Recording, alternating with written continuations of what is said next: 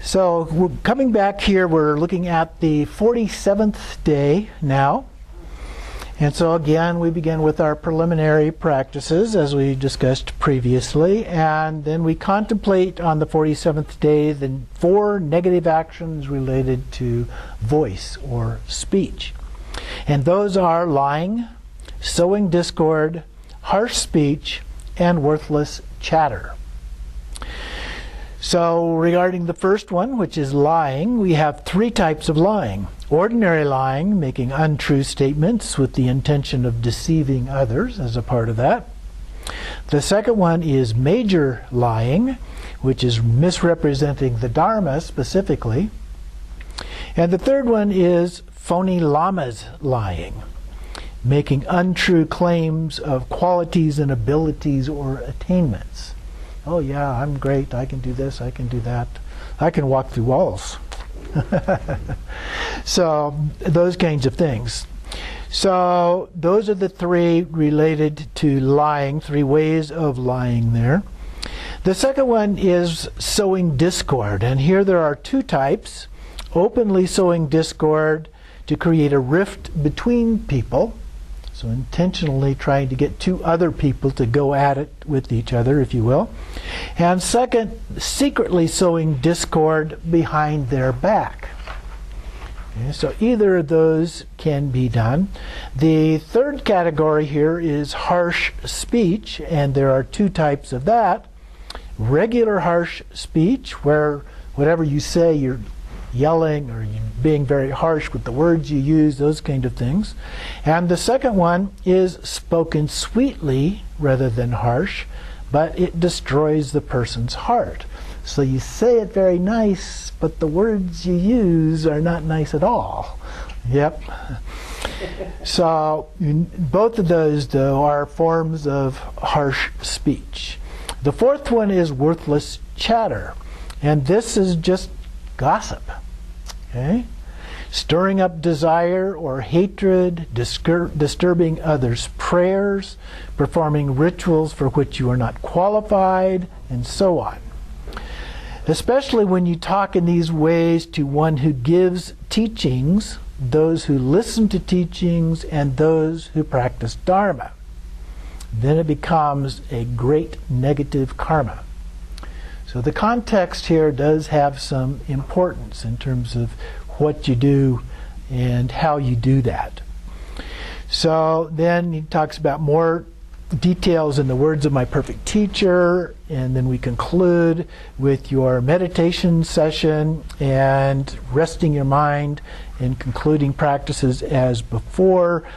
It does talk about this on page 107, but it doesn't really give much more information than what's already described here in the teachings, so I didn't want to go on and repeat all of that. So now we'll move on to the 48th day, which starts on page 110 in the words of my perfect teacher. And here we contemplate the 3 negative actions of mind. So now we've done body, we've done speech, now we're at mind. So the first one related to this is covetousness. So that's wanting what other people have. We covet what they have, we want it. Sometimes we want what they actually have, theirs, not just like theirs. It's not keeping up with the Joneses, but wanting to take what the Joneses have, so to speak. And the second one is wishing harm on others, very malicious kinds of thoughts. And the third one is wrong views. So here, while the Buddha is sometimes allowed performing the 7 negative actions of body and speech to benefit others, but the 3 negative actions of mind, the Buddha never allowed these at any time. So the body and speech ones are not as serious as the mind one. So taking a life and wrong view are the 2 most negative actions among the 10 non-virtuous actions. And in this world, we have many different religions. As an example that he gives here, some religions are good, some religions are very bad. They may have ways of cheating others. I'm not sure what his intent was here with his comments on this particular topic. So I can't comment on that one seems a little odd in some ways to me. But then, if you do not have enough faith in the Buddha and his doctrine with understanding in depth, it is very dangerous to waste time reading about these, or you could come away with the wrong view. In other words, you could be influenced by these things. If you don't have a good understanding of the Dharma and a strong level of belief, and you start reading about something else, you can get drawn into that and begin to take on that view and give up on the Dharma.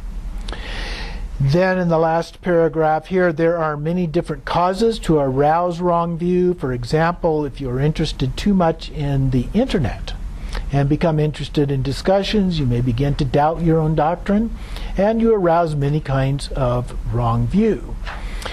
So be careful of the possible causes to arousing wrong view. And if we look on page 110, in the words of my perfect teacher,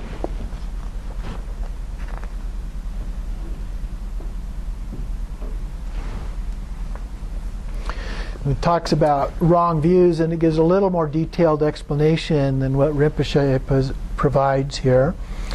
The view that actions cause no karmic effect is a wrong view, or that views of eternalism and nihilism, the two extremes of eternalism, or things being permanent, or a complete void of nothing at all, or like after death. A lot of times these come out. These are terms that come from the Vedas, referring to the philosophy of a permanent soul, being the eternalism, and nothing after death is the nihilism.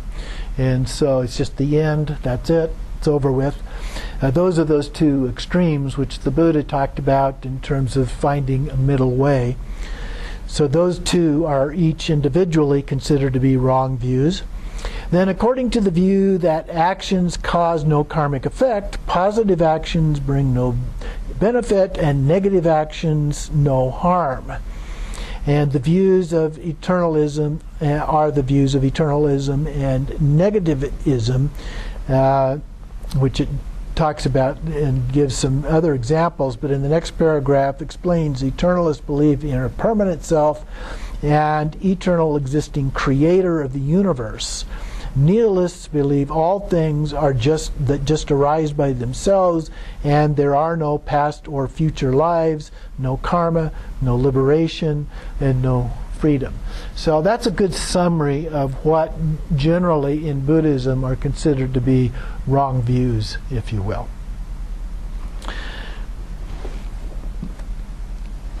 So in this, Rinpoche concludes that at the end, when you understand these three negative actions of your mind, then you decide, I will never do those actions anymore. And then you conclude your session by resting your mind and doing the concluding practices, the dedication, as we did before. So now we've done all three, the body, speech, and mind aspects here. And so then we go on to the 49th day. Again, we start with the preliminary practices, and then for a period of 3 days, we'll just be talking about the first of those 3 days here. But over a period of 3 days, we look at 10 positive actions. So the 3 we looked at were the negative actions of body, speech, and mind. So the next 3 days will be the positive actions of body, speech, and mind. But the first one we're going to look at here is just related to the body. But he gives an overview to start with. So the 10 positive actions are the opposite of the 10 negative actions. In fact, you can think about it, because in Mahayana they're often referred to as the antidotes. So the opposite of the negative is the antidote. There's an antidote to the negative, and that's its opposite. So he gives a list of the following for all 10 here, summarizing all of these together. To renounce killing is to protect life of living beings. To renounce taking what is not given or stealing is to practice generosity. So generosity is the antidote, if you will, for stealing. To renounce sexual misconduct is to follow morality. We talked a little bit about that, and there are some differences of opinion about what morality is, but the general principle of following morality. To renounce lying is to tell the truth. To give up sowing discord is to reconcile disputes. To abandon harsh words is to speak pleasantly. To put an end to useless chatter is to recite prayers. To renounce covetousness is to learn to, it says be generous, but I like the word rejoice here, I think, is a more accurate reflection of the opposite of covetousness. So that when somebody else gets something that you would kind of like to have, you rejoice at the fact that they were able to get those things. Number 9, to give up wishing harm on others is to cultivate desire to help them. And finally, to put an end to wrong views is to establish in yourself, in your own mind, if you will, the true and authentic view from a Buddhist perspective. So on this 49th day, we need to contemplate. So here we're just looking at the 3 related to body.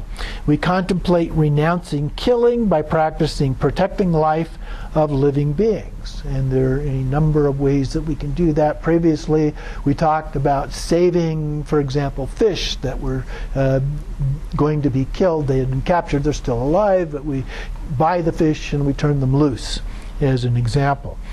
Renouncing taking what is not given by practicing generosity, and giving up sexual misconduct by following morality. So each of those 3, we contemplate each of them and the kind of things that we can do in order to follow those guidelines, and in terms of overcoming those negative actions within the list related to the body here.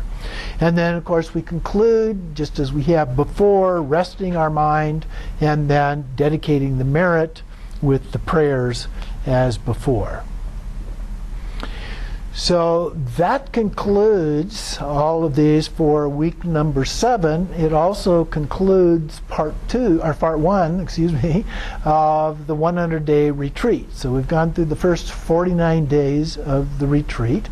And so next week we will start back up again with the 50th one as we go into week 8 of this. So please remember to register online for this. The text, actually I put the entire text up there, but if you just want to print out 50 through the 100, and then there's also a few pages that are a concluding talk that Rinpoche gave in doing the teachings. Then you can just print out that section of it. But that section has been edited compared to the one that we were working with here, which had not yet been edited, or just had very preliminary edits done to it. So this newer version that's in there is a little bit more clean than the one that we have been working with. And hopefully we'll get it published before too long and have an even better version of it.